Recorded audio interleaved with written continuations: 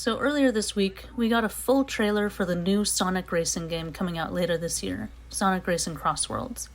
And I think it looks very interesting. From the trailer and also from information on the website, Sonic Racing CrossWorlds has been confirmed to take aspects from previous Sonic racing games as well as introducing some new stuff. The fact that they're combining aspects from the previous games is great news to me because I do like a lot of the ideas they had from those previous games. I know Team Sonic Racing was not exactly the most well-liked game, but there are things that I like about it. If I'm not mistaken, the utilization of rings on the race course to increase your top speed was first implemented in this game. With how big a role rings play in the Sonic games, it's a little surprising to me that it took them this long to give them a role in the racing games. Now, some of the complaints that people have had about Team Sonic Racing were, well, one, the Team Ultimates kind of ruined online competitions, and two, the story was pretty lame, honestly. And not only did the story kind of suck, but the cut scenes that went along with the story left a lot to be desired. But the thing is, racing games don't really need a story. I'm not exactly sure why Team Sonic Racing had a story, because typically the point of a racing game is just to race. It is interesting that they tried to tie a story to the game, but it just didn't really work all that well, in my opinion. So in that essence, I kind of hope that Sonic Racing CrossWorlds doesn't have a story going along with it. But also, who knows, if it does, it could actually be much better. Regardless, at the end of the day, you're playing a racing game, so what should matter most is that the racing is fun and the levels are well thought out. Team Sonic Racing was actually the first Sonic racing game that I played. I actually didn't know about the story at first, I saw the story mode or whatever and just ignored it. I just went straight into doing races. So maybe that's why initially I wasn't as turned away from it, because I didn't experience the weird storyline first. Regardless though, I liked the game because of the courses. I thought they were fun, they looked nice, they felt nice, and they had fantastic music, of course. The problem that I had with Team Sonic Racing though was that it didn't really have a lot of courses, and there was also very limited vehicle customization. It was great that there was some customization, I believe for the first time in Sonic Racing, but it still wasn't much.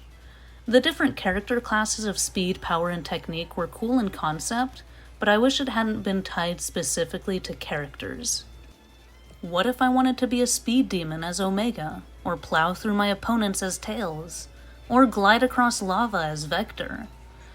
That's something that I've always liked about Mario Kart, though I haven't really played a whole lot of it. The only personal experience I have with it is playing it at other people's houses many years ago. It would have been before Mario Kart 8. But I'm familiar enough with Mario Kart that I know there is quite extensive vehicle customization. You can mix and match whatever you want on any character, and that's something I'd wished the Sonic racing games did. And it looks like we're finally getting that. So one of my biggest gripes with these games is finally going to be resolved with this new game. So great, fun courses, cool mechanics, fantastic music, because let's face it, the music is almost guaranteed to be fantastic. It's Sonic after all. As well as an insane amount of customization, and that's not even mentioning the RPG elements or the whole CrossWorlds aspect. You know, the whole reason it is named what it is. So in the new game, each lap will take place in a different world, and changes in the terrain where you have to adapt to either driving, boating, flying, or hoverboarding with extreme gear will make each race unique and keep you on your toes. This whole mechanic is basically an evolution of what they introduced in Sonic and All-Stars Racing Transformed, with the whole, well, transforming your vehicle in a lot of the courses. Some of the courses have transformations throughout every lap. Others utilize transformation for specific laps, making each lap unique for those specific courses. So I think it's interesting and exciting that these ideas are being re-implemented for this new game. I appreciate that Team Sonic Racing tried to do its own thing. I do think the team racing mechanics are kind of a fun idea. They just needed some more optimization to eliminate how broken the Team Ultimate spamming ended up being in online matches. I do wonder, though, why they didn't keep some of the transformed aspects in that game, because those were some fun mechanics, and I'm pretty sure a lot of people really liked the transformed game. I just find it a little odd that they didn't continue with it. After all, Sonic and All-Stars Racing Transformed was a step forward from the previous Sonic and Sega All-Stars Racing.